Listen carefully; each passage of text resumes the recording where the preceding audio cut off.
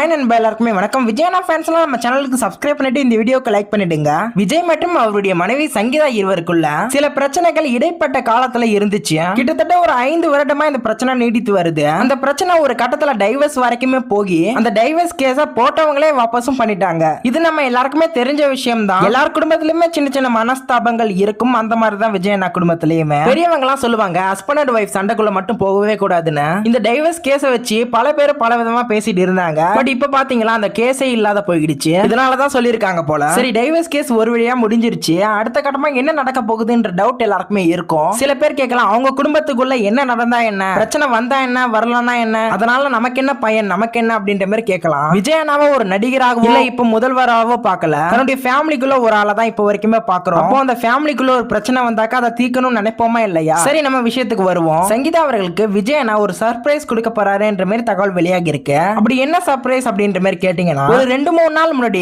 காஞ்சிபுரத்துல கைத்தறி பட்டு புடவை செய்யும் இடத்தை நம்ம விஜயனா முதல்வரா திறந்து வைத்தாரு. அப்போ அந்த கடையில பட்டு புடவை தன்னுடைய மனைவிக்காக வாங்கியிருக்காருன்ற மாதிரி தகவல் வெளியாகி இருக்கு. அதை பத்தி டீடைல் வீடியோ இதுக்கு முன்னாடி போட்டிருக்கேன், போய் பாருங்க. அந்த புடவைய சர்ப்ரைஸா லண்டன்ல போய் தன்னுடைய மனைவிக்கு கொடுக்க போறாருன்ற மாதிரி தகவல் வெளியாகி இருக்கு. இப்போதைக்கு இதை யாருமே நம்ப வேணாம், இது ஒரு ரூமர் மட்டும் தான். சில பேர் இது உண்மையா நடக்க போகுதுன்னு சொல்லிட்டு இருக்காங்க. பட் இருந்தாலும் இப்ப என்ன பொறுத்தவரை முதல்வர் விஜய் அவர்கள் தன்னுடைய ஃபேமிலி விஷயத்துக்காக லண்டன்லாம் போக மாட்டாருன்னு நினைக்கிறேன். சர்ப்ரைஸ் கொடுக்க வாய்ப்பு இருந்தாலுமே லண்டனுக்கு போய் சர்ப்ரைஸ் கொடுப்பாருன்றது ஒரு டவுட்டான விஷயம். இது என்னுடைய கருத்து மட்டும் தான். உங்களுடைய கருத்தெல்லாம் கமெண்ட் செக்ஷன்ல பதிவிடுங்க. வீடியோ லைக் அண்ட் ஷேர் பண்ணி சப்போர்ட் பண்ணுங்க. Bye friends.